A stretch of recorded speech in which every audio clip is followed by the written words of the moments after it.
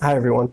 I'm looking at a Led Zeppelin song today, and I've chosen this Led Zeppelin song not only because of its wonderful lyrics and spiritual content, but because Led Zeppelin oftentimes gets accused of being a satanic band.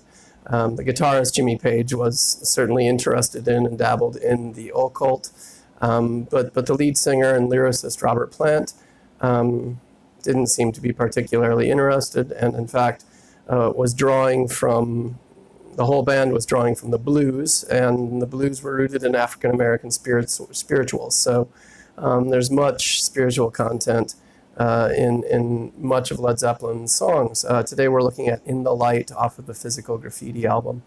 Question 1, what does Plant suggest we turn to when our will is sinking low? He suggests that we just believe and we can't go wrong. So he's calling us to turn to faith and to prayer. What do we need to believe in? Question 2. I think we need to believe in the powers and principalities of the light. And the light, question 3, represents new life and rising up from the valley. It represents peace when our soul is waging war against us. It really represents the hope of us all to rise up out of all the things that weigh us down and burden us down, including death.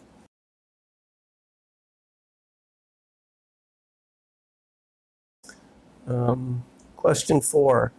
Plant likely speaks of his fidelity to his love, but what do we do when this fidelity is absent? So human fidelity is not perfect. And that is when I think faith in metaphysical powers and principalities, the metaphysical powers and principalities of love and peace, in which the Christian tradition says we live and move and have our being. Belief in higher powers, essentially, can be a great help when our spirits are sinking low. Question 5, why is Plant inclined to come alongside and show mercy? Because he knows how it feels. He himself has been to the depths of this place, and since he has experienced it, he wants to be there for his love. But question 6, if we're material blessed and we isolate ourselves from the suffering of others, what might happen to our compassion? It might gradually dwindle. And so this is why a part of the Christian walk is a willingness to be in solidarity with those who are suffering. This teaches us the compassion of God. It gets us involved in helping others to rise up out of the darkness and into the light. Question 7. Is your higher power perfectly free from suffering or perfect in compassion? And suffering with humanity. This sort of brings us to Greek conceptions of God, in which the ideas of perfection meant being completely free from suffering.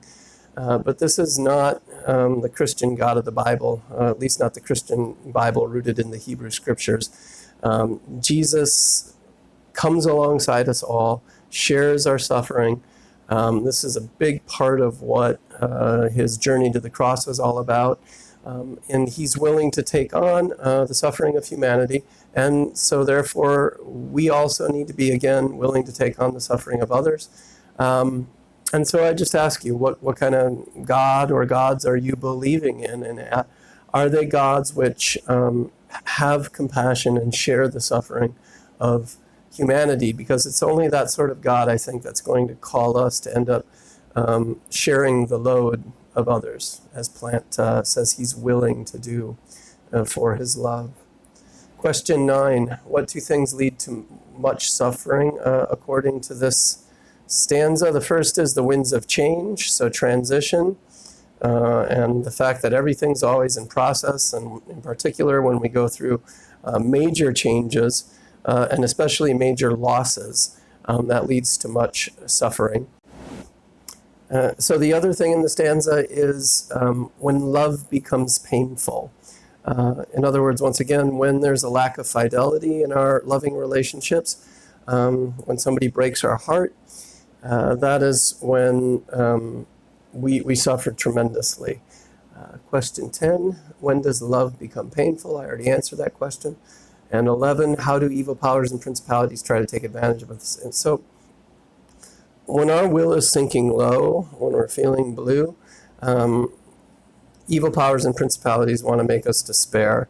They want to tell us that life doesn't matter, that nobody cares for us, that we ourselves are bad in some way or another.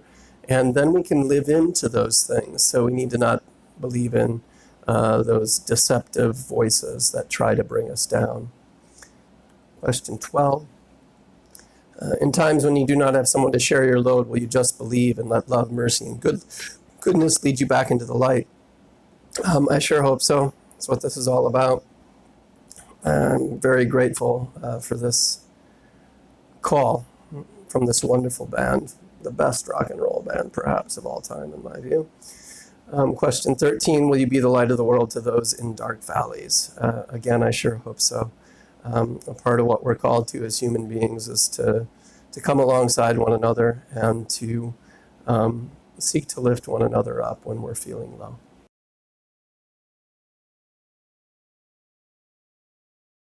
Thanks so much for watching.